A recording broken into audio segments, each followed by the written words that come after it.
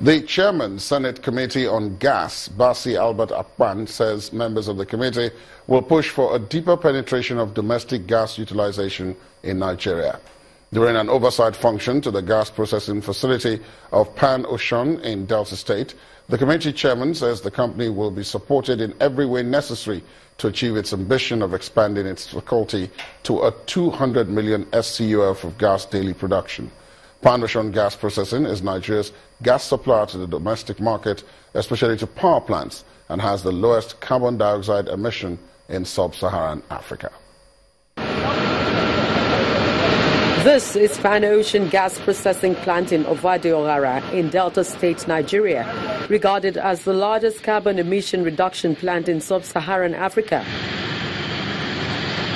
Since coming into operations, it's been responsible for all the supplies made to Nigeria Gas Company for the defunct PHCN and currently all the needs of Ege Power Plant in Lagos. On this occasion, the Senate Committee on Gas is visiting and hopefully will attend to the expansion drive of Pan Ocean.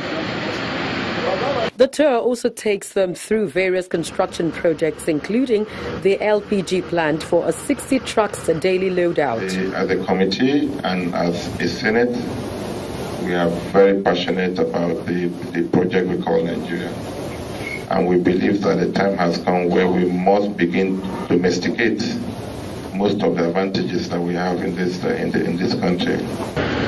Currently processing over 1 million scf of gas daily, the expansion will jack that up to 200 million scf of gas daily production, all with the Nigeria domestic market in mind.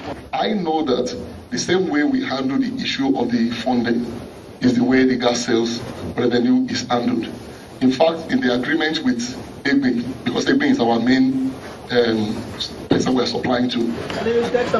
A visibly satisfied committee members are returning to Abuja with a promise to fine-tune areas of challenges the company may have on their way to the project's growth. As the Committee on Gas Resources is how we can actually increase the domestic utilization of our God-given talent. Because if we spend the gas we spend, if we waste the gas that are wasted in this country, if we deploy them for domestic uses, it will help us the more.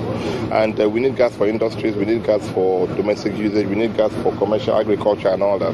For us as a company, we have been the first in the forefront of gas flares out in the country, because this facility is a CDM-based project where we originated from the beginning that flares are out and we have all the processes.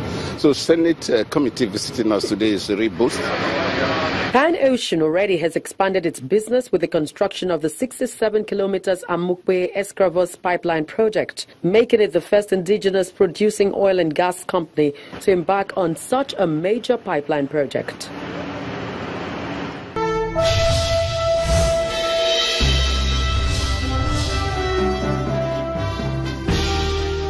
Hello and welcome to Business News. Nigeria's Finance Ministry today released a full list showing how much each of the 36 states have received so far from the federal government as their share of the refund of the Paris Club debt repayments between 1995 and 2002. The list shows Rivers State as number 1 with 34.99 billion naira refund, followed by Delta State's 27.60 billion naira, and Akwa Ibom as number 3 with 25.98 billion naira.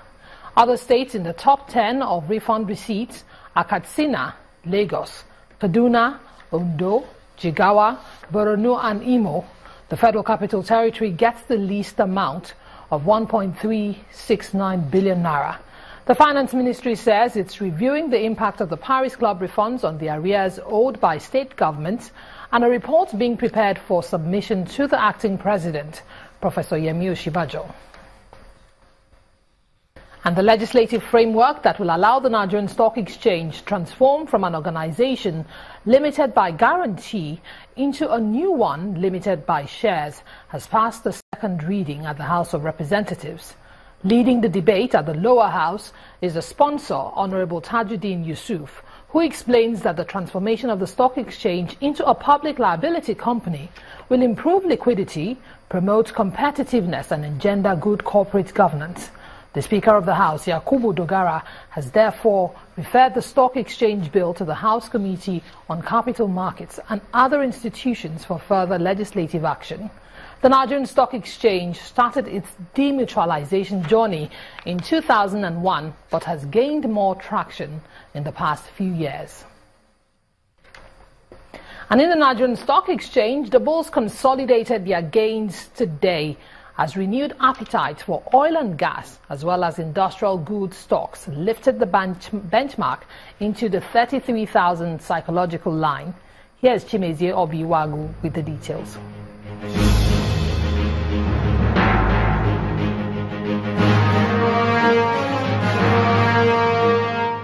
Hello and welcome to the Stock Market Report.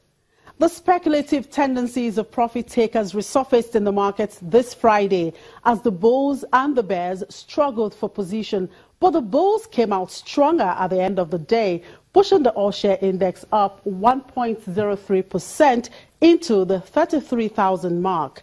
The market capitalization also neared the 12 trillion naira region.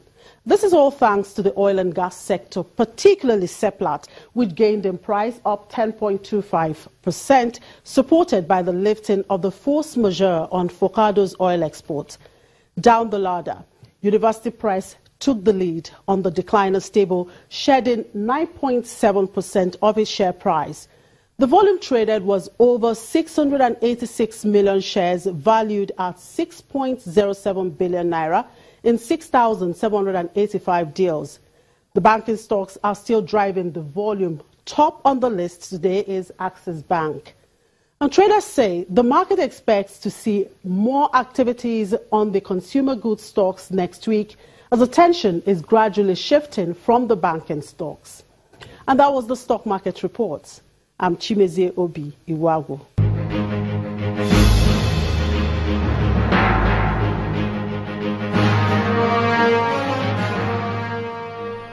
Thank you, Chimezie. U.S. markets, however, edged lower today, but it was an impressive twist of fate in Europe, following British Prime Minister Theresa May's announcement to form a government alliance after an inconclusive general election.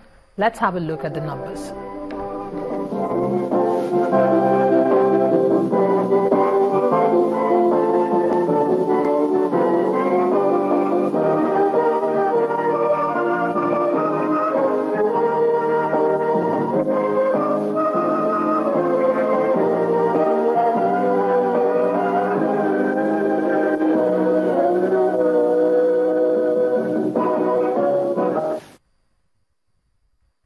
And that's a package on business news tonight. I'm Imana Amawe. It's back to Ladi for the rest of the news at 10.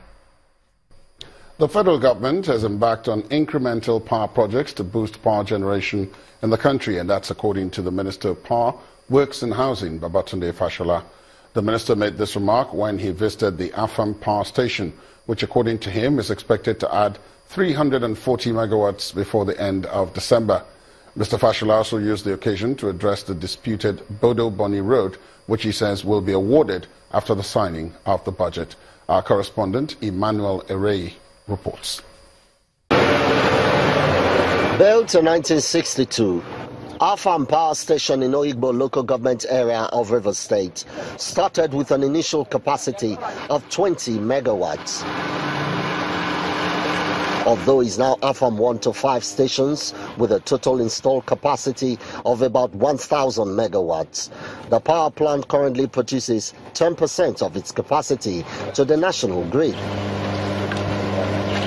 And how to change that narrative up the fortunes of the power station, including ongoing work at Afam 5, is why the Minister of Power, Works and Housing, Babatunde Fashola, is here. We are now But first, an interaction with the management of the station and leaders of the community on some challenges. Sorry, the local government was adjudged the most peaceful local government. It's now time to take a look around the station, especially Afam 5. What you have behind us is the Afam 3 plant, and that is the fast power program in collaboration with General Electric to restore 240 megawatts to that place. all of the turbines and the equipment needed for that project are already in Nigeria. So the only problem we have now, the road, logistics, and a few other problems, those are the things I came to assess here. So that's part of our incremental power initiative.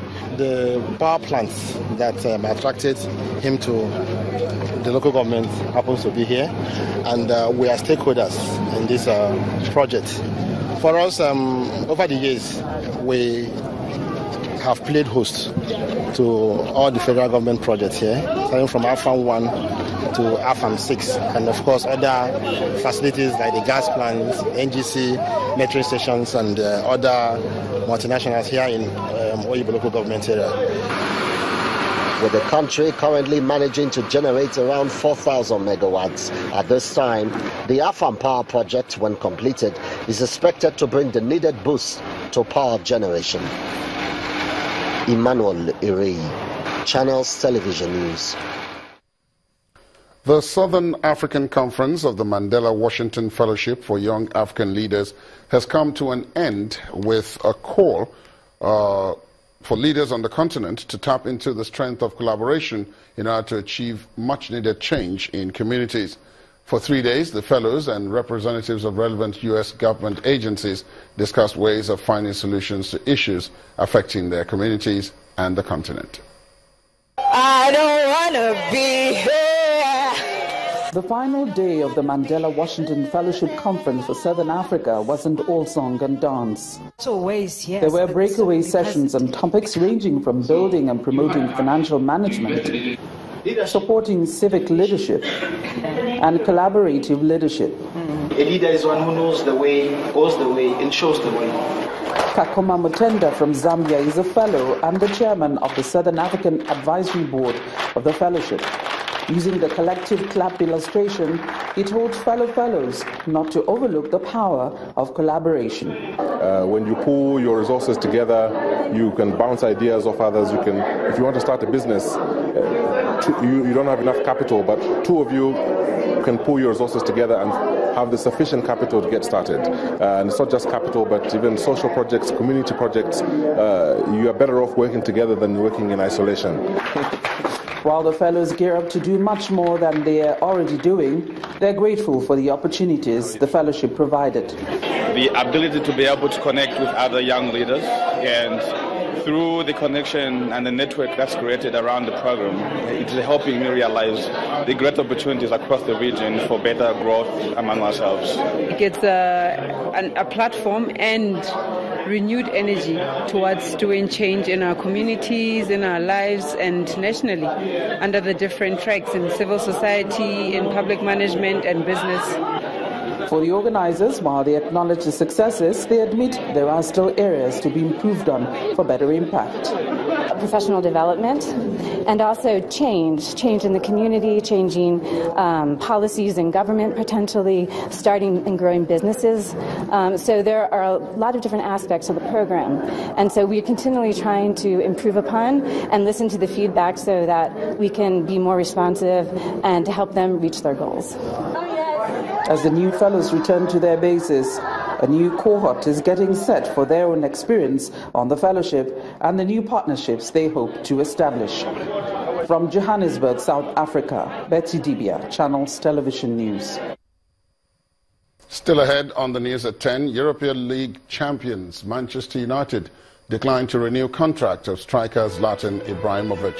That's coming up in the sports news. Please stay with us.